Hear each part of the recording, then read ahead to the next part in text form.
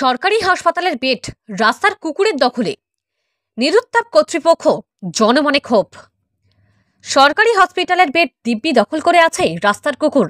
এমনই অস্বাস্থ্যকর পরিবেশে উক্ত হসপিটালে আসা অসহায় ও গরিব রোগীদের চিকিৎসা পরিষেবা গ্রহণ করতে হচ্ছে। বিষয়টি আশ্চর্যজনক ঠেকলেও এমন দৃশ্য দেখা গেছে ত্রিপুরার বিশালগড় মহকুমার অন্তর্গত মধুপুর প্রাথমিক স্বাস্থ্যকেন্দ্রে। মধুপুর প্রাথমিক স্বাস্থ্যকেন্দ্রের নবনির্মিত ভবনটি 2022 সালের নভেম্বর মাসে উদ্বোধন করা হয়। তখন এলাকার মানুষ একরাশ আশা নিয়ে বুক বেঁধেছিলেন যে এই সরকারি হাসপাতাল থেকে উন্নত মানের চিকিৎসা পরিষেবা লাভ করবেন, কিন্তু বর্তমানে তাদের সেই আশার গুড়ে বালু পরিলক্ষিত হচ্ছে। এই হাসপাতালে নেই পর্যাপ্ত পরিমাণে চিকিৎসক সহ স্বাস্থ্যকর্মী, নেই কোনো সিকিউরিটি গার্ডও, যার ফলে হাসপাতালের যখন তখন রাস্তার কুকুর প্রবেশ করে যেখানে সেখানে অবাধে ঘুরে বেড়াচ্ছে। রোগীদের বেডে বিশ্রাম নিচ্ছে, সেদিকে নজর নেই হসপিটাল কর্তৃপক্ষের। কুকুরদের দ্বারা নানা রোগ সংক্রমণের আশঙ্কা থাকলেও এ নিয়ে হাসপাতাল কর্তৃপক্ষের কোনো খেয়াল নেই বললেই চলে। সব মিলিয়ে উক্ত সরকারি হসপিটালটি দিনের পর দিন এক ভুতুড়ে আস্তানায় পরিণত হচ্ছে। এ মর্মে কর্তব্যরত এক চিকিৎসক সমূহ অভিযোগ নিয়ে প্রশ্ন করলে তিনি বলেন, সিকিউরিটি গার্ড নেই বলে হাসপাতালের ভিতরে রাস্তার কুকুর প্রবেশ করছে। বিষয়টি স্বাস্থ্য দপ্তরের উপর মহলে জানানো হবে। পাথারকান্দি থেকে মলয় কুমার দাসের প্রতিবেদন, নিউজ পিবিএন বাংলা।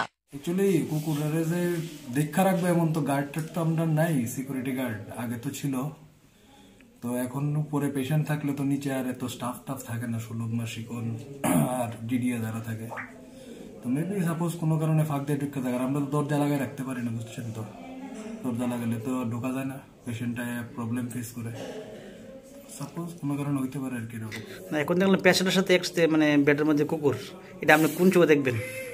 এটা বাঞ্ছনীয় না, কাম্য না, এবং এটা উচিত না। এটা কি করা যায়, আমি সিনিয়রের সাথে কথা বলবো, ম্যামের সাথে, দপ্তরের সাথে এবারে আলোচনা করবেন নাকি? নিশ্চয়ই করবো, কি একটা সমাধান তো বের করতে হবে।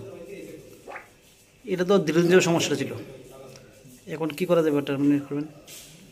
এখানে আলোচনার মাধ্যমে কুকুরের কোনো রিহেবিলিটেশন করা যায় কিনা দেখা যায়, কিন্তু কুকুরের সংখ্যা বেশি। হসপিটালে কি করে ঢুকে, ভিতরে ঢুকে কি করে, বেডের মধ্যে কি করে ওঠে? উঠা জায়গা কেউ চোখের না থাকলে, সামনে না থাকলে যেটা হয় আর কি, লিখে তো গার্ড, সিকিউরিটি গার্ড থাকা তো খুব দরকার। সিকিউরিটি গার্ড তো দীর্ঘদিন ধরে নাই। আমরা তাছাড়া নার্স তো ছিল, তাছাড়া অনেক তো উপরে থাকে, নিচে তো নিচে কোন একটা জায়গাতে খালি জায়গা পায় তারা বয়ে রয়েছে কোন থাকে, উপরের থেকে তো নিচে আর করতে পারে না, মনিটরিং তো হয় না, উপরে তো পেশেন্ট থাকে, এখানে বিজি থাকে বেশিরভাগ। নামটা? আমার নাম ডক্টর রজত ভৌমিক। আমি কি দিতেছেন এখানে? আমি মেডিকেল অফিসার।